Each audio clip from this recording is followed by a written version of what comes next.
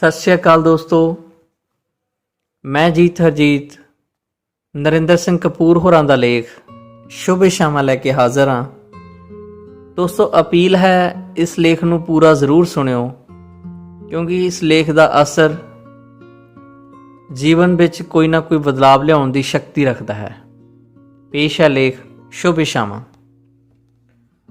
ਬਹੁਤ ਥੋੜੇ ਲੋਕਾਂ ਵਿੱਚ ਆਪਣੇ ਨਾਲੋਂ ਵੱਡੇ ਸੁਪਨੇ ਵੇਖਣ ਦੀ ਯੋਗਤਾ ਹੁੰਦੀ ਹੈ। ਬਹੁਤ ਘੱਟ ਲੋਕ ਹੁੰਦੇ ਹਨ ਜਿਹੜੇ ਸੱਜਣ ਦੀ ਦਰਗਾਹ ਤੇ ਆਪਣੀ ਉਮਰ ਟੇਕ ਦਿੰਦੇ ਹਨ। ਅਜਿਹੇ ਲੋਕਾਂ ਨੂੰ ਆਪਣੀਆਂ ਖੁਸ਼ੀਆਂ ਤੇ ਵੀ ਮਾਣ ਨਹੀਂ ਹੁੰਦਾ, ਕਿਉਂਕਿ ਇਹਨਾਂ ਦੇ ਜੀਵਨ ਵਿੱਚ ਖੁਸ਼ੀਆਂ ਕਿਸੇ ਦੇ ਆਉਣ ਤੇ ਆਉਂਦੀਆਂ ਹਨ ਅਤੇ ਕਿਸੇ ਦੇ ਟੁਰ ਗਿਆਂ ਮੁੱਕ ਜਾਂਦੀਆਂ ਹਨ। ਜਿਉਣਾ ਮਨੁੱਖ ਲਈ ਸਹਿਜ ਹੈ। ਹਰ ਕੋਈ ਜੀ ਰਿਹਾ ਹੈ, ਪਰ ਸਲੀਕੀ ਅਤੇ ਹੁਨਰ ਨਾਲ ਜਿਉਣਾ ਬੜੀ ਮਿਹਨਤ ਦੀ ਮੰਗ ਕਰਦਾ ਹੈ। ਆਪਣੇ ਬਾਰੇ ਤਾਂ ਅਸੀਂ ਚੰਗੀ ਰਾਏ ਉਸਾਰ ਲੈਂਦੇ ਹਾਂ, ਪਰ ਦੂਜਿਆਂ ਬਾਰੇ ਚੰਗੀ ਰਾਏ ਉਸਾਰਨੀ ਹਰ ਕਿਸੇ ਦੇ ਵੱਸ ਦੀ ਗੱਲ ਨਹੀਂ ਹੁੰਦੀ। ਇਸੇ ਕਾਰਨ ਬਹੁਤੀਆਂ ਹਾਲਤਾਂ ਵਿੱਚ ਅਸੀਂ ਆਪਣੇ ਸੌੜੇ ਮਨ ਦੀਆਂ ਭਿੱਜੀਆਂ ਸੜਕਾਂ ਤੇ ਨਿਰੰਤਰ ਤਿਲਕਦੇ ਰਹਿੰਦੇ ਹਾਂ। ਮਨੁੱਖਤਾ ਦਾ ਇਤਿਹਾਸ ਵਿਅਕਤੀ ਦੇ ਵਿਕਾਸ ਦਾ ਇਤਿਹਾਸ ਹੈ। ਵਿਕਸਿਤ ਵਿਅਕਤੀ ਦੂਜਿਆਂ ਦੀ ਹੋਂਦ ਨੂੰ ਖਿੜੇ ਮੱਥੇ ਸਵੀਕਾਰ ਕਰਦਾ ਹੈ ਅਤੇ ਇਸੇ ਭਾਵਨਾਵਾਂ ਦਾ ਪ੍ਰਗਟਾਵਾ ਉਹ ਮੁਸਕਰਾ ਕੇ ਜਾਂ ਅਸੀਸ ਦੇ ਕੇ ਜਾਂ ਸ਼ੁਭ ਇਛਾਵਾਂ ਦੇ ਕੇ ਕਰਦਾ ਹੈ। ਦੂਜਿਆਂ ਨਾਲ ਰਲ ਕੇ ਜੀਣ ਦੀ ਲੋਚਾ ਮਨੁੱਖੀ ਸਮਾਜ ਦੀ ਬੁਨਿਆਦ ਹੈ। ਮਨੁੱਖੀ ਜੀਵਨ ਵਿੱਚ ਅਨੇਕਾਂ ਸੰਕਟ ਆਉਂਦੇ ਹਨ, ਪਰ ਰਲ ਕੇ ਜਿਉਣ ਦੀ ਲੋਚਾ ਹਰ ਸੰਕਟ ਨਾਲੋਂ ਵੱਡੀ ਸਾਬਤ ਹੁੰਦੀ ਹੈ। ਕਈ ਵਾਰੀ ਸਾਡੇ ਇੱਕ ਹੱਥ ਵਿੱਚ ਲੋਹਾ ਅਤੇ ਦੂਜੇ ਹੱਥ ਵਿੱਚ ਪਾਰਸ ਹੁੰਦਾ ਹੈ, ਪਰ ਅਸੀਂ ਇੱਕ ਦੂਜੇ ਨੂੰ ਛੂਹਣਾ ਭੁੱਲ ਜਾਂਦੇ ਹਾਂ। ਸੋ ਮਨੁੱਖਤਾ ਦਾ ਇਤਿਹਾਸ ਮਨੁੱਖ ਦੀਆਂ ਅਸਫਲਤਾਵਾਂ ਦਾ ਵੀ ਇਤਿਹਾਸ ਹੈ। ਮਨੁੱਖ ਨੇ ਮਨੁੱਖ ਦਾ ਸਨਮਾਨ ਕਰਨ ਦੀ ਜਾਚ ਅਜੇ ਸਿੱਖਣੀ ਹੈ। ਜਿਸ ਸਮਾਜ ਵਿੱਚ ਮਨੁੱਖ ਦੀ ਇੱਜ਼ਤ ਨਹੀਂ, ਉਹ ਸਮਾਜ ਚੰਗੇ ਇਨਸਾਨ ਨਹੀਂ ਉਪਜ ਸਕਦਾ। ਇਕੱਲੇ ਗਾਉਣ, ਮਰਨ, ਹੱਸਣ ਜਾਂ ਰੋਣ ਦਾ ਕੀ ਲਾਭ? ਕਹਿੰਦੇ ਹਨ, ਹੰਕਾਰ ਕੇ ਨੱਚਿਆ ਨਹੀਂ ਜਾ ਸਕਦਾ, ਆਪਣੇ ਆਪ ਨੂੰ ਭੁੱਲੇ ਬਿਨਾ ਪਿਆਰ ਨਹੀਂ ਕੀਤਾ ਜਾ ਸਕਦਾ ਅਤੇ ਵਿਸ਼ਵਾਸ ਬਿਨਾ ਸ਼ੁਭ ਇਛਾਵਾਂ ਨਹੀਂ ਦਿੱਤੀਆਂ ਜਾ ਸਕਦੀਆਂ। ਕਈ ਵਿਅਕਤੀ ਉਜਾੜ ਵਿੱਚ ਨੱਚਦੇ ਮੋਰ ਵਾਂਗ ਹੁੰਦੇ ਹਨ। ਭਾਵੇਂ ਉਹ ਤਾਰਿਆਂ ਵਾਂਗ ਦੂਰ ਹੁੰਦੇ ਹਨ, ਪਰ ਉਹਨਾਂ ਨੂੰ ਵੇਖਣ, ਸੁਣਨ ਅਤੇ ਪੜ੍ਹਨ ਦੀ ਇੱਛਾ ਬਣੀ ਰਹਿੰਦੀ ਹੈ। ਜਿਵੇਂ ਇਸਤਰੀ ਦਾ ਰੋਣਾ ਵੀ ਕਿਸੇ ਰੋਸ ਦਾ ਪ੍ਰਗਟਾਵਾ ਹੀ ਨਹੀਂ, ਸਗੋਂ ਪਿਆਰ ਦਾ ਤਰਲਾ ਵੀ ਹੁੰਦਾ ਹੈ, ਇਵੇਂ ਹੀ ਸ਼ੁਭ ਇਛਾਵਾਂ ਵਾਲੇ ਲੋਕਾਂ ਵਿਚਲੀ ਰੋਸ ਦੀ ਭਾਵਨਾ ਵਿੱਚ ਵੀ ਸਰਬੱਤ ਦੇ ਭਲੇ ਦੀ ਗੂੰਜ ਹੁੰਦੀ ਹੈ। ਸਾਨੂੰ ਨਿੱਕੀਆਂ ਨਿੱਕੀਆਂ ਗੱਲਾਂ ਹੀ ਖੁਸ਼ੀਆਂ ਦਿੰਦੀਆਂ ਹਨ। ਮਹਾਨ ਘਟਨਾਵਾਂ ਸਾਨੂੰ ਸਿੱਧੀਆਂ ਪ੍ਰਭਾਵਿਤ ਨਹੀਂ ਕਰਦੀਆਂ। ਪ੍ਰਭਾਵਿਤ ਅਸੀਂ ਆਪਣੇ ਆਲੇ ਦੁਆਲੇ ਦੇ ਸੰਸਾਰ ਦੀਆਂ ਨਿੱਕੀਆਂ ਨਿੱਕੀਆਂ ਗੱਲਾਂ ਤੋਂ ਹੀ ਹੁੰਦੇ ਹਾਂ। ਲੱਖਾਂ ਕਰੋੜਾਂ ਖੱਤ ਲਿਫਾਫੇ ਭੇਜੇ ਜਾਂਦੇ ਹਨ, ਪਰ ਤੁਹਾਨੂੰ ਖੁਸ਼ੀ ਉਹਨਾਂ ਖੱਤਾਂ ਲਿਫਾਫਿਆਂ ਤੋਂ ਪ੍ਰਾਪਤ ਹੁੰਦੀ ਹੈ ਜਿਹੜੇ ਤੁਹਾਡੇ ਨਾਂ ਹੁੰਦੇ ਹਨ। ਤੁਸੀਂ ਜਿਵੇਂ ਜਿਵੇਂ ਪ੍ਰਸਿੱਧ ਹੁੰਦੇ ਜਾਂਦੇ ਹੋ, ਤੁਹਾਡੇ ਘਰ ਦਾ ਪਤਾ ਉਨਾ ਹੀ ਸੰਖੇਪ ਹੁੰਦਾ ਜਾਂਦਾ ਹੈ। ਸ਼ੁਭ ਇਛਾਵਾਂ ਅਸੀਸਾਂ ਦਾ ਹੀ ਵਿਸ਼ਾਲ ਰੂਪ ਹਨ।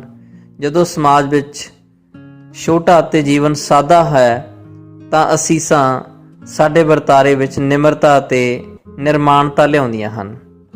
ਜਦੋਂ ਜੀਵਨ ਵਿੱਚ ਨਿਸ਼ਚਿਤ ਨਾ ਹੋਵੇ ਅਤੇ ਜੀਵਨ ਨੂੰ ਖਤਰੇ ਵੱਧ ਹੋਣ, ਤਾਂ ਲੰਮੀ ਉਮਰ ਦੀਆਂ ਅਸੀਸਾਂ ਦਿੱਤੀਆਂ ਜਾਂਦੀਆਂ ਹਨ। ਜਦੋਂ ਇਸਤਰੀ ਦੇ ਵਿਧਵਾ ਹੋ ਜਾਣ ਦੀ ਸੂਰਤ ਵਿੱਚ ਦੂਜੇ ਵਿਆਹ ਦੀ ਵਿਵਸਥਾ ਨਾ ਹੋਵੇ ਅਤੇ ਉਸ ਦੀ ਸਮਾਜਿਕ ਪ੍ਰਵਾਨਗੀ ਨਾ ਹੋਵੇ, ਤਾਂ ਉਸ ਦੇ ਸੁਹਾਗਣ ਹੋਣ ਦੀਆਂ ਅਸੀਸਾਂ ਦਿੱਤੀਆਂ ਜਾਂਦੀਆਂ ਹਨ। ਜਦੋਂ ਪੁੱਤਰ ਅਚਾਨਕ ਮਰ ਜਾਂਦੇ ਸਨ, ਤਾਂ ਪੁੱਤਰਾਂ ਨੂੰ ਲੰਮੀ ਉਮਰ ਦੀਆਂ ਅਸੀਸਾਂ ਮਿਲਦੀਆਂ ਸਨ। ਜਦੋਂ ਇਸਤਰੀਆਂ ਪ੍ਰਸੂਤ ਪੀੜਾ ਵਿੱਚ ਮਰ ਜਾਂਦੀਆਂ ਸਨ, ਤਾਂ ਪੁੱਤਾਂ ਪੋਤਰਿਆਂ ਵਾਲੀਆਂ ਹੋਣ ਦੀਆਂ ਅਸੀਸਾਂ ਦੇਣ ਦਾ ਰਿਵਾਜ ਸੀ। ਪੁੱਤਰਾਂ ਨੂੰ ਲਾਡ ਵੀ ਇਸੇ ਲਈ ਹੀ ਕੀਤਾ ਜਾਂਦਾ ਸੀ, ਕਿਉਂਕਿ ਉਹਨਾਂ ਦੇ ਜੀਵਨ ਨੂੰ ਖਤਰੇ ਵਧੇਰੇ ਸਨ। ਸਾਡੀ ਸੋਚ ਅਤੇ ਵਿਹਾਰ ਦੀਆਂ ਜੜ੍ਹਾਂ ਸਾਡੀ ਰਹਿਣੀ ਬਹਿਣੀ ਵਿੱਚ ਵੀ ਹੁੰਦੀਆਂ ਹਨ। ਜਿਉਂ-ਜਿਉਂ ਸਮਾਜ ਵੱਡਾ ਅਤੇ ਜੀਵਨ ਗੁੰਝਲਦਾਰ ਹੁੰਦਾ ਗਿਆ, ਤਿਉਂ-ਤਿਉਂ ਸਾਡੀ ਰਹਿਣੀ ਵਹਿਣੀ ਦੂਜਿਆਂ ਨਾਲ ਸਾਡੇ ਸੰਬੰਧਾਂ ਵਿੱਚ ਅਤੇ ਆਲੇ-ਦੁਆਲੇ ਨਾਲ ਸਾਡੇ ਰਿਸ਼ਤੇ ਵਿੱਚ ਹੀ ਪਰਿਵਰਤਨ ਵਾਪਰਿਆ ਹੈ। ਅਸੀਸਾਂ ਆਮ ਕਰਕੇ ਇਸਤਰੀਆਂ ਦਿੰਦੀਆਂ ਹਨ। ਇਹ ਦੇਣ ਦਾ ਹੱਕ ਵੱਡੀ ਉਮਰ ਦੀਆਂ ਇਸਤਰੀਆਂ ਨੂੰ ਹੁੰਦਾ ਹੈ। ਅਸੀਸਾਂ ਆਮ ਕਰਕੇ ਸਾਡੇ ਸਰੀਰ ਦੀ ਸਲਾਮਤੀ ਨਾਲ ਸੰਬੰਧਿਤ ਹੁੰਦੀਆਂ ਹਨ। ਇਹਨਾਂ ਅਸੀਸਾਂ ਦਾ ਸਾਂਝਾ ਉਦੇਸ਼ ਸੰਤਾਨ ਪ੍ਰਾਪਤੀ ਅਤੇ ਸੰਤਾਨ ਦੀ ਲੰਮੀ ਉਮਰ ਦੀ ਕਾਮਨਾ ਹੁੰਦਾ ਹੈ। ਸ਼ੁਭ ਇਛਾਵਾਂ ਅਕਸਰ ਪੁਰਸ਼ ਭੇਟ ਕਰਦੇ ਹਨ ਅਤੇ ਆਮ ਕਰਕੇ ਪੁਰਸ਼ਾਂ ਨੂੰ ਹੀ ਭੇਟ ਕਰਦੇ ਹਨ। ਇਸਤਰੀ ਆਪਣੇ ਆਪ ਨੂੰ ਪੁਰਸ਼ ਦੇ ਲਗਭਗ ਬਰਾਬਰ ਸਮਝਣ ਕਰਕੇ ਅਤੇ ਪੁਰਸ਼ ਖੇਤਰ ਵਿੱਚ ਵਿਚਰਨ ਕਾਰਨ ਅਸੀਸਾਂ ਦੀ ਥਾਂ ਸ਼ੁਭ ਇਛਾਵਾਂ ਦਾ ਆਦਾਨ ਪ੍ਰਦਾਨ ਕਰਨ ਲੱਗ ਪਈ ਹੈ। ਦੂਜੇ ਸ਼ਬਦਾਂ ਵਿੱਚ ਅਸੀਸਾਂ ਉਸ ਸਮਾਜ ਦਾ ਵਰਤਾਰਾ ਹਨ ਜਿੱਥੇ ਧਰਮ ਦਾ ਬੋਲਬਾਲਾ ਹੁੰਦਾ ਹੈ ਅਤੇ ਆਰਥਿਕ ਮਜਬੂਰੀਆਂ ਵਧੇਰੇ ਹੁੰਦੀਆਂ ਹਨ, ਅਰਥਾਤ ਵਾਤਾਵਰਨ ਵਿਸ਼ਵਾਸ ਆਧਾਰਿਤ ਹੁੰਦਾ ਹੈ। ਇਵੇਂ ਵੀ ਕਿਹਾ ਜਾ ਸਕਦਾ ਹੈ ਕਿ ਅਨਪੜ੍ਹ ਲੋਕ ਅਸੀਸਾਂ ਦਿੰਦੇ ਲੈਂਦੇ ਹਨ, ਜਦੋਂ ਕਿ ਪੜ੍ਹੇ ਲਿਖੇ ਲੋਕ ਸ਼ੁਭ ਇਛਾਵਾਂ ਦੀ ਲੈਣ ਦੇਣ ਕਰਦੇ ਹਨ। ਸ਼ੁਭ ਇਛਾਵਾਂ ਦਾ ਅਗਲੇਰਾ ਪੜਾਅ ਤੋਹਫਿਆਂ ਦਾ ਵਟਾਂਦਰਾ ਹੁੰਦਾ ਹੈ। ਸੋ ਅਸੀਸਾਂ, ਸ਼ੁਭ ਇਛਾਵਾਂ ਅਤੇ ਤੋਹਫੇ ਬਦਲੀ ਆਰਥਿਕ ਸਥਿਤੀ ਵਿੱਚੋਂ ਉਪਜਣ ਵਾਲੇ ਵਰਤਾਰੇ ਹਨ। ਅਸੀਸਾਂ ਦਿੱਤੀਆਂ ਜਾਂਦੀਆਂ ਹਨ ਪਰ ਬਦਲੇ ਵਿੱਚ ਕੋਈ ਆਸ ਨਹੀਂ ਕੀਤੀ ਜਾਂਦੀ, ਜਦੋਂ ਕਿ ਸ਼ੁਭ ਇਛਾਵਾਂ ਦਿੱਤੀਆਂ ਹੀ ਜਾਂਦੀਆਂ ਹਨ ਤਾਂ ਕਿ ਸ਼ੁਭ ਇਛਾਵਾਂ ਪ੍ਰਾਪਤ ਕੀਤੀਆਂ ਜਾ ਸਕਣ।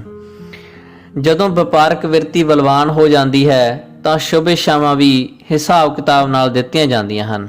ਕਈ ਸ਼ੁਭ ਇਛਾਵਾਂ ਐਵੇਂ ਦਿੰਦੇ ਹਨ ਜਿਵੇਂ ਰਸੀਦ ਮੰਗ ਰਹੇ ਹੋਣ। ਭਾਵੇਂ ਰਸੀਦ ਮੰਗੀ ਨਾ ਜਾਵੇ ਪਰ ਰਸੀਦ ਦੀ ਆਸ ਜ਼ਰੂਰ ਕੀਤੀ ਜਾਂਦੀ ਹੈ। ਕਿਸੇ ਸੋਚੇ ਸਮਝੇ ਉਦੇਸ਼ ਤੋਂ ਬਿਨਾਂ ਤੋਹਫਾ ਨਹੀਂ ਦਿੱਤਾ ਜਾ ਸਕਦਾ। ਤੋਹਫਾ ਦੇ ਕੇ ਕੋਈ ਪੁਰਾਣਾ ਕਰਜ਼ ਲਾਹਿਆ ਜਾਂਦਾ ਹੈ ਜਾਂ ਭਵਿੱਖ ਵਿੱਚ ਕਿਸੇ ਉਦੇਸ਼ ਨੂੰ ਧਿਆਨ ਵਿੱਚ ਰੱਖਿਆ ਜਾਂਦਾ ਹੈ। ਨਿਰਸੰਦੇਹ ਹਰ ਕਿਸੇ ਦੇ ਜੀਵਨ ਵਿੱਚ ਕਈ ਅਜਿਹੇ ਵਿਅਕਤੀ ਹੁੰਦੇ ਹਨ ਜਾਂ ਆਉਂਦੇ ਹਨ ਜਿਹੜੇ ਨਿਰੋਲ ਪਿਆਰ ਦੀ ਭਾਵਨਾ ਨਾਲ ਸ਼ੁਭ ਇਛਾਵਾਂ ਜਾਂ ਤੋਹਫੇ ਦਿੰਦੇ ਹਨ ਅਤੇ ਸਾਡੇ ਮਨ ਵਿੱਚ ਸੱਚਾ ਸੁੱਚਾ ਪਿਆਰ ਅਤੇ ਸਤਿਕਾਰ ਵੀ ਅਜਿਹੇ ਵਿਅਕਤੀਆਂ ਲਈ ਹੀ ਹੁੰਦਾ ਹੈ। ਪਰ ਅਜਿਹੇ ਲੋਕਾਂ ਦੀ ਗਿਣਤੀ ਘਟ ਰਹੀ ਹੈ ਅਤੇ ਨਿਰੰਤਰ ਘਟੇਗੀ। ਜਿਤਨਾ ਅਸੀਂ ਘੱਟ ਜਾਣਦੇ ਹਾਂ ਉਤਨੇ ਹੀ ਅਸੀਂ ਵਧੇਰੇ ਸ਼ੱਕੀ ਅਤੇ ਅੰਧ ਵਿਸ਼ਵਾਸੀ ਹੁੰਦੇ ਹਾਂ। ਨਿੱਕੀਆਂ ਥਾਵਾਂ ਤੇ ਰਹਿ ਕੇ ਵਿਸ਼ਾਲ ਹਿਰਦੇ ਵਾਲਾ ਹੋਣਾ ਅਸੰਭਵ ਨਹੀਂ ਤਾਂ ਕਠਿਨ ਜ਼ਰੂਰ ਹੈ, ਪਰ ਜਦੋਂ ਕਿ ਵੱਡੇ ਸ਼ਹਿਰਾਂ ਵਿੱਚ ਰਹਿੰਦਿਆਂ ਵਿਸ਼ਾਲ ਹਿਰਦੇ ਵਾਲਾ ਹੋਣਾ ਸੰਭਵ ਹੀ ਨਹੀਂ। ਸ਼ਹਿਰੀ ਜੀਵਨ ਦੇ ਕਾਰ ਵਿਵਹਾਰ ਵਿੱਚ ਰਸਮਾਂ ਪ੍ਰਧਾਨ ਹੋ ਗਈਆਂ ਹਨ ਅਤੇ ਬੰਦੇ ਮਨਫੀ ਹੋ ਗਏ ਹਨ। ਹਰ ਕਿਸੇ ਵੱਲੋਂ ਹਰ ਕਿਸੇ ਦੇ ਪਖੰਡ ਨੂੰ ਜਾਣਨ ਕਾਰਨ ਕਿਸੇ ਦਾ ਸੱਚਾ ਸਤਿਕਾਰ ਕਰਨਾ ਮੁਸ਼ਕਿਲ ਹੋ ਗਿਆ ਹੈ। ਸ਼ਹਿਰ ਵਿੱਚ ਉਹੀ ਸੁੰਦਰ ਹੈ ਜੋ ਜਾਣਿਆ ਨਹੀਂ ਗਿਆ। ਸ਼ਹਿਰ ਵਿੱਚ ਹਰ ਕੋਈ ਰੁੱਝਿਆ ਹੋਇਆ ਹੈ ਅਤੇ ਕਈ ਵਾਰੀ ਆਪਣੇ ਆਪ ਨੂੰ ਮਿਲਿਆਂ ਵੀ ਵਰ੍ਹੇ ਬੀਤ ਜਾਂਦੇ ਹਨ। ਕਈ ਵਾਰੀ ਅਸੀਂ ਸੋਚ ਲੈਂਦੇ ਹਾਂ ਕਿ ਦੂਜੇ ਸੋਚਦੇ ਨਹੀਂ ਹੋਣਗੇ। ਅਸੀਂ ਹੈਰਾਨ ਹੁੰਦੇ ਹਾਂ ਕਿ ਦੂਜੇ ਸਾਨੂੰ ਵੇਖ ਕੇ ਹੈਰਾਨ ਕਿਉਂ ਨਹੀਂ ਹੁੰਦੇ। ਸ਼ਹਿਰੀ ਜੀਵਨ ਵਿੱਚ ਮੁਕਾਬਲੇ ਦੀ ਵਿਰਤੀ ਕਾਰਨ ਬੁੱਲਾਂ ਦੀ ਥਾਲੀ ਵਿੱਚ ਸੁੱਚਾ ਹਾਸਾ ਪਰੋਸਣਾ ਸੰਭਵ ਨਹੀਂ ਹੁੰਦਾ। ਸ਼ਹਿਰੀ ਜੀਵਨ ਵਿੱਚ ਉਹ ਇਮਾਨਦਾਰ ਹੀ ਨਹੀਂ ਕਿ ਸੋਹਣੇ ਯਾਰ ਦੇ ਦੁਆਲੇ ਨੱਚਿਆ ਜਾ ਸਕੇ। ਜਦੋਂ ਮਨ ਵਿੱਚ ਸ਼ੁਭ ਇਛਾਵਾਂ ਦੀ ਭਾਵਨਾ ਹੀ ਨਹੀਂ ਤਾਂ ਸ਼ੁਭ ਇਛਾਵਾਂ ਦੇ ਆਦਾਨ ਪ੍ਰਦਾਨ ਦਾ ਕੀ ਅਰਥ? ਕੋਈ ਵੀ ਇਮਾਨਦਾਰ ਕੰਮ ਸੌਖਾ ਨਹੀਂ ਹੁੰਦਾ ਅਤੇ ਕੋਈ ਵੀ ਸੌਖਾ ਕੰਮ ਇਮਾਨਦਾਰ ਨਹੀਂ ਹੁੰਦਾ। ਇਮਾਨਦਾਰ ਹੋਏ ਬਿਨਾਂ ਹੰਢਣਸਾਰ ਰਿਸ਼ਤਾ ਨਹੀਂ ਉਸਰ ਸਕਦਾ ਅਤੇ ਹੰਢਣਸਾਰ ਰਿਸ਼ਤੇ ਬਿਨਾਂ ਅਸੀਂ ਮਨ ਦੀ ਲੰਮੀ ਯਾਤਰਾ ਤੇ ਨਹੀਂ ਨਿਕਲ ਸਕਦੇ। ਇਸ ਯਾਤਰਾ ਤੋਂ ਬਿਨਾਂ ਮਨ ਦਾ ਚਾਨਣ ਪ੍ਰਾਪਤ ਨਹੀਂ ਹੁੰਦਾ ਅਤੇ ਮਨ ਦੇ ਇਸ ਚਾਨਣ ਵਿੱਚ ਬਿਨਾਂ ਆਪਣੇ ਸੱਜਣ ਦੇ ਮੂੰਹ ਵੇਖਿਆ ਨਹੀਂ ਜਾ ਸਕਦਾ। ਜੇ ਸੱਜਣ ਦਾ ਮੂੰਹ ਹੀ ਨਹੀਂ ਦਿਸੇ ਉਸ ਨਾਲ ਗੱਲਾਂ ਕਿਵੇਂ ਕੀਤੀਆਂ ਜਾ ਸਕਦੀਆਂ ਹਨ? ਸੱਜਣ ਨਾਲ ਗੱਲਾਂ ਪਿਆਰ ਵਾਲੀ ਵੀੜ ਵਿੱਚੋਂ ਵਾਕ ਲੈਣ ਵਾਂਗ ਹੁੰਦੀਆਂ ਹਨ। ਜਿਹੜਾ ਦੋ ਅੱਖੀਆਂ ਦੀ ਨੀਂਦਰ ਵਿੱਚ ਸੁਪਨਾ ਬਣ ਕੇ ਨਹੀਂ ਆਉਂਦਾ, ਉਸ ਨੂੰ ਪੰਛੀਆਂ ਦੀਆਂ ਡਾਰਾਂ ਵਰਗੀਆਂ ਸ਼ੁਭ ਇਛਾਵਾਂ ਕਿਵੇਂ ਭੇਜੀਆਂ ਜਾ ਸਕਦੀਆਂ ਹਨ? ਜਦੋਂ ਤੱਕ ਸਾਰੀ ਰਾਤ ਕਿਸੇ ਦੇ ਖਿਆਲਾਂ ਵਿੱਚ ਨਾ ਗੁਜ਼ਰੇ, ਜਦੋਂ ਤੱਕ ਕਿਸੇ ਦੀਆਂ ਯਾਦਾਂ ਨਾਲ ਉਦਲ ਜਾਣ ਦੀ ਸਮਰੱਥਾ ਨਾ ਜਾਗੇ, ਜਦੋਂ ਤੱਕ ਕਿਸੇ ਦੇ ਵਾਅਦੇ ਸੌੜੀ ਛਾਪ ਮੰਗਣਾ ਸਤਾਉਣ, ਉਦੋਂ ਤੱਕ ਸ਼ੁਭ ਇਛਾਵਾਂ ਦੇਣ ਦੀ ਕਾਹਲ ਨਹੀਂ ਕਰਨੀ ਚਾਹੀਦੀ। ਇੱਜ਼ਤ ਬਿਨਾ ਧਨ ਕਿਸ ਕੰਮ, ਪਿਆਰ ਬਿਨਾ ਸ਼ੁਭ ਇਛਾਵਾਂ ਦਾ ਕੀ ਅਰਥ, ਦਰਦ ਬਿਨਾ ਰਿਸ਼ਤੇ ਦਾ ਕੀ ਮਾਣ। ਸ਼ੁਭ ਇਛਾਵਾਂ ਦਾ ਵਿਗੜਿਆ ਰੂਪ ਗਾਲਾਂ ਹੁੰਦੀਆਂ ਹਨ। ਜਿਹੜੇ ਸਾਡੀਆਂ ਸ਼ੁਭ ਇਛਾਵਾਂ ਦੇ ਯੋਗ ਨਹੀਂ ਰਹਿੰਦਾ, ਅਸੀਂ ਉਸ ਨੂੰ ਗਾਲਾਂ ਨਾਲ ਨਿਵਾਜਦੇ ਹਾਂ। ਗਾਲਾਂ ਸਾਡੀ ਤੀਵਰ ਭਾਵਨਾਵਾਂ ਅਤੇ ਜਾਗੇ ਹੋਏ ਰੋਸ ਦਾ ਪ੍ਰਗਟਾਵਾ ਹੁੰਦੀਆਂ ਹਨ। ਜਿਸ ਨੂੰ ਅਸੀਂ ਕੁਝ ਦੇ ਨਹੀਂ ਸਕਦੇ, ਉਸ ਨੂੰ ਅਸੀਂ ਸ਼ੁਭ ਇਛਾਵਾਂ ਦੇ ਦਿੰਦੇ ਹਾਂ। ਜਿਸ ਤੋਂ ਅਸੀਂ ਕੁਝ ਖੋ ਨਹੀਂ ਸਕਦੇ, ਉਸ ਨੂੰ ਅਸੀਂ ਗਾਲਾਂ ਦਿੰਦੇ ਹਾਂ। ਤੇਜ਼ ਰਫ਼ਤਾਰ ਵਾਲੇ ਜੀਵਨ ਦੀਆਂ ਗਾਲਾਂ ਵੀ ਤੇਜ਼ ਹੁੰਦੀਆਂ ਹਨ। ਜਿਵੇਂ ਕਿ ਕਿਸੇ ਨੇ ਅਸਤੀਫਾ ਦੇ ਗਏ ਪ੍ਰੇਮੀ ਨੂੰ ਕਿਹਾ, ਤੂੰ ਇਤਨਾ ਪ੍ਰਸਿੱਧ ਹੋ ਜਾਵੇਂ ਕਿ ਤੇਰਾ ਨਾਂ ਕਿਸੇ ਬਿਮਾਰੀ ਲਈ ਵਰਤਿਆ ਜਾਵੇ, ਤੇਰੀਆਂ ਕੱਛਾਂ ਵਿੱਚ ਜੂਆਂ ਪੈ ਜਾਣ, ਤੈਨੂੰ ਸੋਨੇ ਦਾ ਲੱਦਿਆ ਜਹਾਜ਼ ਲੱਭ ਪਵੇ, ਪਰ ਤੂੰ ਉਸ ਨਾਲ ਵੀ ਡਾਕਟਰ ਦਾ ਬਿੱਲ ਨਾ ਚੁਕਾ ਸਕੇ ਆਦਿ। ਜਿਉਂ-ਜਿਉਂ ਸਾਡੇ ਰਹਿਣ ਦੀਆਂ ਥਾਵਾਂ ਤੰਗ ਹੋ ਰਹੀਆਂ ਹਨ, ਤਿਉਂ-ਤਿਉਂ ਸਾਡੇ ਮਨ ਵੀ ਸੁੰਗੜਦੇ ਜਾ ਰਹੇ ਹਨ। ਸੁੰਗੜੇ ਹੋਏ ਮਨ ਵਿੱਚ ਵਿਸ਼ਾਲ ਰਿਸ਼ਤੇ ਨਹੀਂ ਉਸਰ ਸਕਦੇ। ਦੂਜੇ ਪਾਸੇ ਜਿਉਂ-ਜਿਉਂ ਆਰਥਿਕ ਸਮੱਸਿਆਵਾਂ ਗੰਭੀਰ ਹੁੰਦੀਆਂ ਜਾ ਰਹੀਆਂ ਹਨ, ਤਿਉਂ-ਤਿਉਂ ਸਾਵੇਂ ਸੁਖਾਵੇਂ ਸੰਬੰਧਾਂ ਦੀਆਂ ਸੰਭਾਵਨਾਵਾਂ ਸੁੰਗੜ ਰਹੀਆਂ ਹਨ। ਜਦੋਂ ਸਾਨੂੰ ਆਪਣੇ ਨੇੜੇ ਦੇ ਜੀਵਨ ਵਿੱਚ ਤਸੱਲੀ ਨਹੀਂ ਮਿਲਦੀ, ਤਾਂ ਅਸੀਂ ਦੂਰ ਦੁਰਾਡੀਆਂ ਥਾਵਾਂ ਤੇ ਰਹਿਣ ਵਾਲਿਆਂ ਨਾਲ ਸਾਂਝਾ ਉਸਾਰਦੇ ਹਾਂ। ਦੋਮੇਲ ਸਦਾ ਸੁੰਦਰ ਅਤੇ ਸਦਦੇ ਪ੍ਰਤੀਤ ਹੁੰਦੇ ਹਨ। ਦੂਰ ਬੈਠਿਆਂ ਨਾਲ ਅਸੀਂ ਕਲਮੀ ਸਾਂਝ ਪਾਉਂਦੇ ਹਾਂ। ਇਹ ਨਵੇਂ ਯੁੱਗ ਦੀਆਂ ਰਿਸ਼ਤੇਦਾਰੀਆਂ ਹਨ। ਕੋਈ ਵੀ ਰਿਸ਼ਤਾ ਤਾਂ ਹੀ ਚੱਲ ਸਕਦਾ ਹੈ ਜੇਕਰ ਦੋਹਾਂ ਧਿਰਾਂ ਵਿੱਚ ਇੱਕ ਦੂਜੇ ਦੇ ਮਨ ਨੂੰ ਸੰਤੁਸ਼ਟ ਕਰਨ ਦੀ ਸਮਰੱਥਾ ਹੋਵੇ। ਸ਼ੁਭ ਇਛਾਵਾਂ ਦੇ ਪੱਖ ਤੋਂ ਇਹ ਸਮਰੱਥਾ ਸ਼ੁਭ ਇਛਾਵਾਂ ਦੇ ਕਾਰਡ ਭੇਜਣ ਦੀ ਥਾਂ ਖਤ ਲਿਖਣ ਵਿੱਚ ਪ੍ਰਗਟ ਹੋਣੀ ਚਾਹੀਦੀ ਹੈ।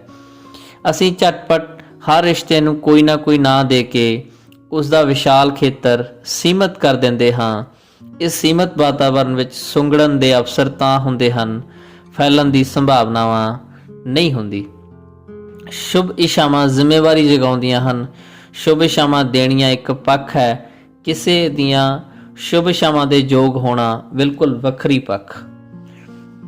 ਸ਼ੁਭ ਇਛਾਵਾਂ ਸੰਕਟ ਵਿੱਚ ਸਾਨੂੰ ਅਡੋਲ ਖੜੇ ਰਹਿਣ ਦਾ ਸਾਹਸ ਦਿੰਦੀਆਂ ਹਨ, ਪਰ ਸੰਕਟ ਦਾ ਟਾਕਰਾ ਅੰਦਰਲੀ ਸ਼ਕਤੀ ਨਾਲ ਹੀ ਕੀਤਾ ਜਾ ਸਕਦਾ ਹੈ। ਸਮਾਜ ਸਾਡੇ ਤੋਂ ਕਿਸੇ ਯੋਗਦਾਨ ਦੀ ਮੰਗ ਨਹੀਂ ਕਰਦਾ। ਸਮਾਜ ਚਾਹੁੰਦਾ ਹੈ ਕਿ ਅਸੀਂ ਚੰਗੇ ਇਨਸਾਨ ਬਣੀਏ ਅਤੇ ਆਪਣੇ ਜੀਵਨ ਭਰਪੂਰ ਬਣਾਈਏ। ਭਰਪੂਰ ਵਿਅਕਤੀ ਡੁੱਲਦਾ ਹੈ ਤਾਂ ਉਸਦੇ ਡੁੱਲਣ ਨਾਲ ਸਮਾਜ ਦੀਆਂ ਖਾਲੀ ਥਾਵਾਂ ਭਰਦੀਆਂ ਹਨ। ਭਰਪੂਰ ਵਿਅਕਤੀ ਕੋਲ ਧਨ ਦੀ ਅਮੀਰੀ ਨਹੀਂ ਹੁੰਦੀ, ਉਤਸ਼ਾਹ ਦੀ ਅਮੀਰੀ ਹੁੰਦੀ ਹੈ। ਜੇ ਤੁਸੀਂ ਕਿਸੇ ਤੋਂ ਕੁਝ ਲੈਣਾ ਦੇਣਾ ਨਾ ਹੋਵੇ ਤਾਂ ਸ਼ੁਭ ਇਛਾਵਾਂ ਦਾ ਕੋਈ ਮੁੱਲ ਨਹੀਂ ਹੁੰਦਾ। ਲੈਣ ਦੇਣ ਤੋਂ ਮੁਕਤ ਹੋ ਕੇ ਅਸੀਂ ਕਿਸੇ ਬਾਰੇ ਸੱਚੀ ਰਾਏ ਪ੍ਰਗਟਾ ਸਕਦੇ ਹਾਂ। ਕਿਸੇ ਨੂੰ ਵੀ ਇਤਨੀ ਖੁੱਲ੍ਹ ਨਹੀਂ ਦੇਣੀ ਚਾਹੀਦੀ ਕਿ ਤੁਹਾਡੇ ਮੂੰਹ ਉੱਤੇ ਹੀ ਤੁਹਾਡੀ ਪ੍ਰਸ਼ੰਸਾ ਕਰਨ ਲੱਗ ਪਵੇ। ਧੰਨਵਾਦ ਦੇ ਹੁਲਾਰੇ ਵਿੱਚ ਕਹੇ ਹੋਏ ਸ਼ਬਦ ਸਾਨੂੰ ਸ਼ਕਤੀ ਦਿੰਦੇ ਹਨ ਅਤੇ ਸਾਡਾ ਇਰਾਦਾ ਮਜ਼ਬੂਤ ਹੁੰਦਾ ਹੈ। ਕੁਝ ਚੰਗਾ ਕਰਨ ਲਈ ਸ਼ਕਤੀ ਦੀ ਘਾਟ ਨਹੀਂ ਹੁੰਦੀ, ਇਰਾਦੇ ਦੀ ਘਾਟ ਹੁੰਦੀ ਹੈ।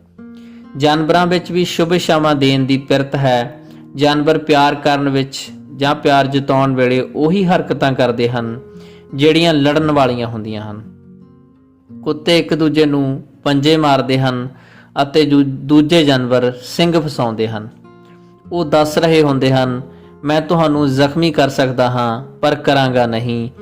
ਇਵੇਂ ਹੀ ਮਨੁੱਖ ਜਿਵੇਂ ਪਿਆਰ ਨਾਲ ਜੱਫੀ ਪਾਉਂਦੇ ਹਨ ਤਾਂ ਇਹੋ ਜਿਹਾ ਹੀ ਪ੍ਰਗਟਾਵਾ ਕਰਦੇ ਹਨ ਜਿਵੇਂ ਕਹਿ ਰਹੇ ਹੋਣ, ਮੈਂ ਤੈਨੂੰ ਘੁੱਟ ਕੇ ਮਾਰ ਸਕਦਾ ਹਾਂ ਪਰ ਮਾਰਾਂਗਾ ਨਹੀਂ। ਜਿੱਥੇ ਜੀਵਨ ਸਾਦਾ ਹੈ ਉੱਥੇ ਸਾਨੂੰ ਇੱਕ ਦੂਜੇ ਦੀ ਸਹਾਇਤਾ ਕਰਨ ਦੇ ਅਵਸਰ ਮਿਲਦੇ ਰਹਿੰਦੇ ਹਨ, ਪਰ ਜਿੱਥੇ ਜੀਵਨ ਵਿੱਚ ਸਾਧਨ ਵਧੇਰੇ ਹੁੰਦੇ ਹਨ ਉੱਥੇ ਲੋਕਾਂ ਦੇ ਮਨ ਠਰੇ ਹੋਏ ਹੁੰਦੇ ਹਨ। ਡਾਕਖਾਨਾ ਲੰਮੀ ਬਾਂਹ ਕਰਕੇ ਕਿਸੇ ਨਾਲ ਹੱਥ ਮਿਲਾਉਣ ਦਾ ਵਸੀਲਾ ਹੁੰਦਾ ਹੈ। ਖਰਚੇ ਆਮਦਨ ਤੋਂ ਸਦਾ ਅੱਗੇ ਲੰਘ ਜਾਂਦੇ ਹਨ, ਪਰ ਡਾਕ ਤੇ ਕੀਤਾ ਖਰਚ ਤਸੱਲੀ ਦੇ ਪੱਖੋਂ ਸਦਾ ਲਾਹੇਵੰਦ ਹੁੰਦਾ ਹੈ। ਸਾਡੇ ਸਾਰਿਆਂ ਵਿੱਚ ਪ੍ਰਤਿਭਾ ਕੁਝ ਹੋਰ ਕਰਨ ਦੀ ਹੁੰਦੀ ਹੈ, ਪਰ ਰੋਟੀ ਕਮਾਉਣ ਦੀ ਮਜਬੂਰੀ ਕਾਰਨ ਅਸੀਂ ਕੁਝ ਹੋਰ ਕਰਨ ਵਾਸਤੇ ਮਜਬੂਰ ਹੁੰਦੇ ਹਾਂ। ਜੋ ਮਜਬੂਰੀ ਦੀ ਹਾਲਤ ਵਿੱਚ ਕੀਤਾ ਜਾਂਦਾ ਹੈ ਉਸ ਵਿੱਚ ਸੰਤੋਖ ਅਤੇ ਪ੍ਰਸੰਨਤਾ ਨਹੀਂ ਮਿਲਦੀ, ਸਾਨੂੰ ਪ੍ਰਸੰਨਤਾ ਦੇ ਨਵੇਂ ਸਰੋਤ ਲੱਭਣੇ ਚਾਹੀਦੇ ਹਨ। ਇਸਤਰੀ ਵਿੱਚ ਇਹਨਾਂ ਸਰੋਤਾਂ ਨੂੰ ਲੱਭਣ ਦੀ ਯੋਗਤਾ ਵਧੇਰੇ ਹੁੰਦੀ ਹੈ। ਇਸਤਰੀਆਂ ਆਪਣੀਆਂ ਸ਼ੁਭ ਇਛਾਵਾਂ ਦੇਣ ਦਾ ਕੋਈ ਨਾ ਕੋਈ ਅਵਸਰ ਲੱਭ ਲੈਂਦੀਆਂ ਹਨ। ਪੁਰਸ਼ ਵਧੇਰੇ ਸੋਚਦੇ ਹਨ ਅਤੇ ਸੋਚਦਿਆਂ ਸੋਚਦਿਆਂ ਸ਼ੁਭ ਇਛਾਵਾਂ ਦੇਣ ਦੇ ਕਈ ਅਵਸਰ ਲੰਘਾ ਦਿੰਦੇ ਹਨ। ਇਸਤਰੀਆਂ ਵਿੱਚ ਧੰਨਵਾਦ ਕਰਨ ਦੀ ਸਮਰੱਥਾ ਵੀ ਪੁਰਸ਼ਾਂ ਨਾਲੋਂ ਵਧੇਰੇ ਹੁੰਦੀ ਹੈ। ਇਸ ਪੱਖੋਂ ਇਸਤਰੀ ਪੁਰਸ਼ ਨਾਲੋਂ ਬਹੁਤ ਅਮੀਰ ਹੈ। ਆਸ਼ੀਰਵਾਦ ਅਤੇ ਅਸੀਸਾਂ ਭਵਿੱਖ ਵਿੱਚ ਸਾਡਾ ਭਰੋਸਾ ਜਗਾਉਂਦੀਆਂ ਹਨ। ਸ਼ੁਭ ਇਛਾਵਾਂ ਕਿਸੇ ਦਾ ਪੇਟ ਨਹੀਂ ਭਰਦੀਆਂ, ਪਰ ਉਤਸ਼ਾਹ ਨਾਲ ਉਸ ਦੀ ਭੁੱਖ ਦੂਰ ਕਰ ਦਿੰਦੀਆਂ ਹਨ। ਆਸ਼ੀਰਵਾਦ ਨਾਲ ਸਾਨੂੰ ਆਪਣੀ ਬਦਨਸੀਬੀ ਵਿੱਚੋਂ ਕੋਈ ਨਾ ਕੋਈ ਰਾਹ ਦਿਸ ਪੈਂਦਾ ਹੈ। ਸ਼ੁਭ ਇਛਾਵਾਂ ਪ੍ਰਾਪਤ ਕਰਕੇ ਅਸੀਂ ਆਪਣੇ ਭਵਿੱਖ ਦੀਆਂ ਚੁਣੌਤੀਆਂ ਨੂੰ ਅਵਸਰਾਂ ਦੇ ਰੂਪ ਵਿੱਚ ਵੇਖ ਸਕਦੇ ਹਾਂ। ਆਸ਼ੀਰਵਾਦ ਨਾਲ ਸਾਡੀ ਰੂਹ ਨੂੰ ਹੁਲਾਰਾ ਮਿਲਦਾ ਹੈ ਅਤੇ ਹੁਲਾਰੇ ਵਿੱਚ ਉੱਠੀ ਹੋਈ ਰੂਹ ਵਿਸ਼ਵਾਸ ਨੂੰ ਨਵਾਂ ਸਨਮਾਨ ਦਿੰਦੀ ਹੈ। ਸ਼ੁਭ ਇਛਾਵਾਂ ਅਸਲ ਵਿੱਚ ਸਰੀਰ ਤੋਂ ਉੱਚੇ ਉੱਠ ਕੇ ਰੂਹ ਦੀ ਪੱਧਰ ਤੋਂ ਵਿਚਰਨ ਦਾ ਇੱਕ ਸੁਨੇਹਾ ਦਿੰਦੀਆਂ ਹਨ। ਕਿਸੇ ਮਨ ਦੇ ਉਮੀਦ ਦੀਆਂ ਸ਼ੁਭ ਇਛਾਵਾਂ ਪ੍ਰਾਪਤ ਕਰਕੇ ਅਸੀਂ ਜ਼ਿੰਦਗੀ ਨੂੰ ਇਉਂ ਵੇਖਦੇ ਹਾਂ ਜਿਵੇਂ ਨਵਵਿਆਹਿਆ ਫੌਜੀ ਛੁੱਟੀ ਦੇ ਪਹਿਲੇ ਦਿਨ ਆਪਣੀ ਘਰਵਾਲੀ ਨੂੰ ਵੇਖਦਾ ਹੈ। ਉਸ ਦਾ ਸਰੀਰ ਧਰਤੀ ਤੇ ਹੁੰਦਾ ਹੈ, ਪਰ ਉਸ ਦੀ ਰੂਹ ਤਾਰਿਆਂ ਵਿੱਚ ਹੁੰਦੀ ਹੈ। ਬਹੁਤ ਮੁਸ਼ਕਿਲ ਹੈ ਕਿਸੇ ਦੀ ਸਿਫਤ ਕਰਨੀ। ਦੂਜਿਆਂ ਦੇ ਦੁੱਖਾਂ ਵਿੱਚ ਆਪਣਾ ਸੁੱਖ ਭਾਲਣ ਦੀ ਆਦਤ ਪਸਰ ਰਹੀ ਹੈ। ਹੁਣ ਹੱਥਾਂ ਨੂੰ ਹੀ ਗੁਲੇਲਾਂ ਬਣਾ ਲਿਆ ਗਿਆ ਹੈ। ਹੁਣ ਉਹ ਸਾਧੂ ਨਹੀਂ ਰਹੇ ਜਿਹੜੇ ਕਿਹਾ ਕਰਦੇ ਸਨ, ਕਿਸੇ ਦਾ ਬੁਰਾ ਨਾ ਮੰਗੀ, ਤੇਰਾ ਭਲਾ ਹੋਵੇਗਾ। ਹੁਣ ਤਾਂ ਸਾਡੇ ਧੰਨਵਾਦ ਵਿੱਚ ਵੀ ਬਹੁਤ ਗੁੱਸਾ ਹੈ। ਹੁਣ ਉਹ ਯੁੱਗ ਲੰਘ ਗਏ ਹਾਂ ਜਦੋਂ ਸ਼ੌਂਕ ਇਤਨੇ ਵੱਡੇ ਸਨ ਕਿ ਜੱਗ ਸੌੜਾ ਪ੍ਰਤੀਤ ਹੁੰਦਾ ਸੀ। ਉਦੋਂ ਖੁਸ਼ੀਆਂ ਜ਼ਿੰਦਗੀ ਦੇ ਵਣਜ ਵਿੱਚੋਂ ਕਮਾਇਆ ਨਫਾ ਹੁੰਦੀਆਂ ਸਨ। ਹੁਣ ਹਰ ਕੰਮ ਵਿੱਚ ਘਾਟਾ ਪੈਂਦਾ ਹੈ। ਕਿਸੇ ਦੇ ਸਿਰ ਜਦੋਂ ਭਾਰ ਬਹੁਤਾ ਹੁੰਦਾ ਹੈ ਤਾਂ ਅਸੀਂ ਤੇਜ਼ ਤੁਰਨਾ ਆਪੇ ਸਿੱਖ ਜਾਂਦੇ ਹਾਂ, ਪਰ ਤੇਜ਼ ਤੁਰਦਿਆਂ ਕਿਸੇ ਦਾ ਸਾਥ ਨਹੀਂ ਮਾਣ ਸਕਦੇ। ਜਿਉਂ-ਜਿਉਂ ਚੀਜ਼ਾਂ ਵਸਤਾਂ ਨਾਲ ਮੋਹ ਘਟਦਾ ਹੈ, ਤਿਉਂ-ਤਿਉਂ ਮਨੁੱਖ ਨਾਲ ਮੋਹ ਵੱਧਦਾ ਹੈ। ਇਸ ਮੋਹ ਵਿੱਚ ਖੁਸ਼ੀ ਲੁਕੀ ਹੋਈ ਹੈ। ਖੁਸ਼ੀ ਪ੍ਰਤੀ ਸੁਚੇਤ ਹੋਣ ਨਾਲ ਸਾਡੀ ਖੁਸ਼ੀ ਵੱਧ ਜਾਂਦੀ ਹੈ। ਇਹ ਵਧੀ ਹੋਈ ਖੁਸ਼ੀ ਸਾਡੇ ਵਿੱਚ ਆਪਣੇ ਆਪ ਨੂੰ ਲੁਟਾਉਣ ਦੀ ਅਮੀਰੀ ਉਪਜਾਉਂਦੀ ਹੈ। ਇਹ ਅਮੀਰੀ ਸਾਡੇ ਵਿੱਚ ਦੂਜਿਆਂ ਨੂੰ ਉਹਨਾਂ ਦੇ ਦੋਸ਼ਾਂ ਦੇ ਬਾਵਜੂਦ ਸਵੀਕਾਰ ਕਰਨ ਦੀ ਦਲੇਰੀ ਪੈਦਾ ਕਰਦੀ ਹੈ। ਨਿੰਦਾ ਨੀਵਾਂ ਬੰਦਾ ਕਰਦਾ ਹੈ, ਉੱਚੇ ਬੰਦੇ ਤਾਂ ਮੁਆਫ ਕਰਦੇ ਹਨ। ਜਿਵੇਂ ਸ਼ਰਮ ਮੈਲੀ ਅੱਖ ਤੋਂ ਬਚਣ ਦਾ ਇੱਕ ਸਾਧਨ ਅਤੇ ਪੈਂਤੜਾ ਹੁੰਦੀ ਹੈ, ਇਵੇਂ ਹੀ ਕਿਸੇ ਦੀ ਨਿੰਦਾ ਦੇ ਬਾਵਜੂਦ ਚੁੱਪ ਰਹਿਣਾ ਉਸ ਨੂੰ ਉਸ ਦੇ ਅਖਾੜੇ ਵਿੱਚ ਹਰਾਉਣ ਵਾਂਗ ਹੁੰਦਾ ਹੈ। ਸਲਾਬੀਆਂ ਜਿਹੀਆਂ ਸ਼ੁਭ ਇਛਾਵਾਂ ਦੇਣ ਦੀ ਥਾਂ ਚੰਗਾ ਹੈ ਚੁੱਪ ਰਿਹਾ ਜਾਵੇ। ਸਾਡੇ ਜੀਵਨ ਵਿੱਚ ਕਈ ਅਜਿਹੇ ਵਿਅਕਤੀ ਆਉਂਦੇ ਹਨ ਜਿਨ੍ਹਾਂ ਨਾਲ ਨਾ ਗੁੱਸਾ ਹੋਇਆ ਜਾ ਸਕੇ, ਨਾ ਰੁੱਸਿਆ ਜਾ ਸਕੇ। ਉਹਨਾਂ ਨਾਲ ਮਿਲ ਕੇ ਖੁਸ਼ ਹੀ ਹੋਇਆ ਜਾ ਸਕਦਾ ਹੈ। ਉਹਨਾਂ ਨਾਲੋਂ ਵਿਛੜ ਕੇ ਉਦਾਸ ਹੋਣ ਤੋਂ ਸਿਵਾਏ ਕੋਈ ਰਾਹ ਨਹੀਂ ਹੁੰਦਾ। ਅਜਿਹੇ ਵਿਅਕਤੀ ਜਿੱਥੇ ਵੀ ਹੁੰਦੇ ਹਨ ਉਸ ਥਾਂ ਦਾ ਸੁਭਾਗ ਹੁੰਦੇ ਹਨ। ਉਹਨਾਂ ਦਾ ਸਾਡੇ 'ਤੇ ਕੁਝ ਅਜਿਹਾ ਪ੍ਰਭਾਵ ਹੁੰਦਾ ਹੈ, ਜਦੋਂ ਵੀ ਜ਼ਿੰਦਗੀ ਵਿੱਚ ਕੁਝ ਚੰਗਾ ਅਤੇ ਸੋਹਣਾ ਵਾਪਰਦਾ ਹੈ ਤਾਂ ਸਾਨੂੰ ਉਹਨਾਂ ਦਾ ਖਿਆਲ ਆਉਂਦਾ ਹੈ। ਉਹਨਾਂ ਦੀ ਸ਼ਾਨ ਵਿੱਚ ਅਸੀਂ ਕੁਝ ਵੀ ਅਜਿਹਾ ਨਹੀਂ ਕਰਨਾ ਚਾਹੁੰਦੇ ਜਿਸ ਨਾਲ ਉਹਨਾਂ ਦਾ ਨਾਂ ਮੈਲਾ ਹੁੰਦਾ ਹੋਵੇ। ਅਸੀਂ ਉਹਨਾਂ ਨੂੰ ਤੋਹਫਾ ਦੇਣਾ ਚਾਹੁੰਦੇ ਹਾਂ ਜਿਨ੍ਹਾਂ ਵਾਸਤੇ ਅਸੀਂ ਆਪਣੇ ਆਪ ਨੂੰ ਵੀ ਯੋਗ ਨਹੀਂ ਸਮਝਿਆ ਹੁੰਦਾ। ਇਹਨਾਂ ਲੋਕਾਂ ਤੋਂ ਸਾਨੂੰ ਕਿਸੇ ਨੂੰ ਕੁਝ ਦੇਣ ਵਿੱਚ ਛੁਪੀ ਖੁਸ਼ੀ ਦਾ ਗਿਆਨ ਪ੍ਰਾਪਤ ਹੁੰਦਾ ਹੈ। ਕੋਈ ਵਿਅਕਤੀ ਕਿਸੇ ਨੂੰ ਸ਼ੁਭ ਇਛਾਵਾਂ ਉਦੋਂ ਹੀ ਦੇਣ ਦੇ ਯੋਗ ਹੁੰਦਾ ਹੈ ਜਦੋਂ ਉਹ ਆਪਣੇ ਮਾਪਿਆਂ ਨੂੰ ਸੱਚੇ ਸਤਿਕਾਰ ਦੀ ਦ੍ਰਿਸ਼ਟੀ ਨਾਲ ਵੇਖਣ ਲੱਗ ਪਵੇ। ਇਹ ਨਿਰਮਾਣਤਾ ਉਸਦੇ ਉੱਚੇ ਉੱਠਣ ਅਤੇ ਆਪ ਸਤਿਕਾਰਯੋਗ ਬਣਨ ਦਾ ਪ੍ਰਮਾਣ ਹੁੰਦੀ ਹੈ। ਜਿਨ੍ਹਾਂ ਨੂੰ ਧੰਨਵਾਦ ਕਰਨਾ ਨਹੀਂ ਆਉਂਦਾ ਉਹਨਾਂ ਨੂੰ ਸ਼ੁਭ ਇਛਾਵਾਂ ਵੀ ਨਹੀਂ ਦੇਣੀਆਂ ਆਉਂਦੀਆਂ। ਇਹ ਸਮਝਣਾ ਵੀ ਜ਼ਰੂਰੀ ਹੈ ਕਿ ਸੁਗਾਤ ਇੱਕ ਅਜਿਹੀ ਵਸਤੂ ਹੁੰਦੀ ਹੈ ਜਿਹੜੀ ਤੁਸੀਂ ਕਮਾਈ ਨਹੀਂ ਹੁੰਦੀ ਅਤੇ ਤੁਹਾਡੇ ਕੋਲ ਕਮਾਉਣ ਬਿਨਾ ਤੁਹਾਨੂੰ ਦਿੱਤੀ ਜਾ ਰਹੀ ਹੁੰਦੀ ਹੈ। ਕੋਈ ਸੁਗਾਤ ਪ੍ਰਾਪਤ ਕਰਕੇ ਉਸ ਦੇ ਯੋਗ ਹੋਣਾ ਹਰ ਕਿਸੇ ਦੇ ਵੱਸ ਦੀ ਗੱਲ ਨਹੀਂ ਹੁੰਦੀ। ਇਹੀ ਕਾਰਨ ਹੈ ਕਿ ਅੱਜ ਕੱਲ੍ਹ ਬਹੁਤੀਆਂ ਸੁਗਾਤਾਂ ਰਿਸ਼ਵਤਾਂ ਵਾਂਗ ਦਿੱਤੀਆਂ ਜਾਂਦੀਆਂ ਹਨ। ਵੇਖਣ ਵਾਲੀ ਗੱਲ ਇਹ ਹੈ ਕਿ ਕਿਤਨੇ ਬੂਹੇ ਤੁਹਾਡੀ ਉਡੀਕ ਵਿੱਚ ਖੁੱਲ੍ਹੇ ਹਨ। ਕਿਤਨੇ ਲੋਕ ਤੁਹਾਡੇ ਬਾਰੇ ਚੰਗੀ ਰਾਏ ਦੇਣ ਵਿੱਚ ਪ੍ਰਸੰਨਤਾ ਅਨੁਭਵ ਕਰਦੇ ਹਨ। ਕਿਤਨੇ ਬੰਦੇ ਆਪ ਮੁਹਾਰੇ ਤੁਹਾਡੀ ਅਰਥੀ ਨਾਲ ਚੱਲਣ ਲਈ ਤਿਆਰ ਹੋਣਗੇ। ਕਿਤਨੇ ਲੋਕ ਆਪਣੇ ਨਾਲੋਂ ਵੀ ਤੁਹਾਡੇ ਉੱਤੇ ਵਧੇਰੇ ਇਤਬਾਰ ਕਰਦੇ ਹਨ। ਉਹ ਕਿਤਨੇ ਹਨ ਜਿਨ੍ਹਾਂ ਦੀਆਂ ਅੱਖਾਂ ਤੁਹਾਨੂੰ ਲੱਭਦੀਆਂ ਹਨ। ਉਹ ਕਿਤਨੀਆਂ ਹਨ ਜਿਨ੍ਹਾਂ ਦੇ ਵਹਿਣਾਂ ਵਿੱਚ ਤੁਹਾਡਾ ਨਾਂ ਗੂੰਜੇਗਾ। ਸਾਡੇ ਪੁੱਤਰ ਧੀਆਂ ਸੰਸਾਰ ਲਈ ਸਾਡੀਆਂ ਸੁਗਾਤਾਂ ਹੁੰਦੀਆਂ ਹਨ, ਪਰ ਸਾਡੀ ਲੁਕਵੀਂ ਲਾਲਸਾ ਸਾਡੀਆਂ ਦਿੱਤੀਆਂ ਸੁਗਾਤਾਂ ਨੂੰ ਫਿੱਕੀਆਂ ਪਾ ਦਿੰਦੀ ਹੈ। ਸਾਨੂੰ ਕਾਮਨਾ ਕਰਨੀ ਚਾਹੀਦੀ ਹੈ ਕਿ ਸਾਡੇ ਧੀਆਂ ਪੁੱਤਰਾਂ ਦਾ ਹੱਥ ਜਦੋਂ ਵੀ ਵਧੇ, ਕਿਸੇ ਦੀ ਦੋਸਤੀ ਲਈ ਵਧੇ, ਉਹਨਾਂ ਦੀ ਜ਼ੁਬਾਨ ਜਦੋਂ ਵੀ ਖੁੱਲ੍ਹੇ, ਰੱਬ ਤੋਂ ਵਿਛੜੇ ਭਗਤਾਂ ਦਾ ਹਾਲ ਪੁੱਛੇ। ਸ਼ੁਭ ਇਛਾਵਾਂ ਦਾ ਜਵਾਬ ਸ਼ੁਭ ਇਛਾਵਾਂ ਹੀ ਹੁੰਦੀਆਂ ਹਨ। ਪਿਆਰ ਨੂੰ ਪਿਆਰ ਨਾਲ ਹੀ ਰੱਜ ਦਿੰਦਾ ਹੈ। ਫਸਲਾਂ ਧਰਤੀ ਦੀਆਂ ਸ਼ੁਭ ਇਛਾਵਾਂ ਹਨ। ਪਾਣੀ ਚਸ਼ਮੇ ਦੀ ਸ਼ੁਭ ਇੱਛਾ ਹੈ। ਸੂਰਜ ਦੀ ਸ਼ੁਭ ਇੱਛਾ ਧੁੱਪ ਹੈ। ਮੀਂਹ ਬੱਦਲਾਂ ਦੇ ਸੁੱਖ ਸੁਨੇਹੇ ਹਨ। ਸਾਡੀਆਂ ਸ਼ੁਭ ਇੱਛਾਵਾਂ ਕਬੂਲ ਕਰਨਾ ਅਤੇ ਸਾਡੀਆਂ ਅੱਖਾਂ ਨੂੰ ਆਪਣੇ ਚਿਹਰੇ ਦੇ ਦੀਦਾਰ ਲਈ ਬਹੁਤਾ ਨਾ ਤਰਸਾਣਾ। ਧੰਨਵਾਦ ਦੋਸਤੋ। ਇਹ ਲੇਖ ਤੁਹਾਨੂੰ ਕਿਸ ਤਰ੍ਹਾਂ ਦਾ ਲੱਗਿਆ, ਇਹਦੇ ਬਾਰੇ ਆਪਣਾ ਪ੍ਰਤੀਕਰਮ ਕਮੈਂਟ ਬਾਕਸ 'ਚ ਜ਼ਰੂਰ ਦਿਓ। ਤਦ ਤੱਕ ਲਈ ਪਿਆਰ ਭਰੀ ਸਤਿ ਸ਼੍ਰੀ ਅਕਾਲ। ਚੌਹਾਨ ਇੰਟਰਟੇਨਮੈਂਟ ਤੁਹਾਡਾ ਆਪਣਾ, ਤੁਹਾਡੇ ਲਈ।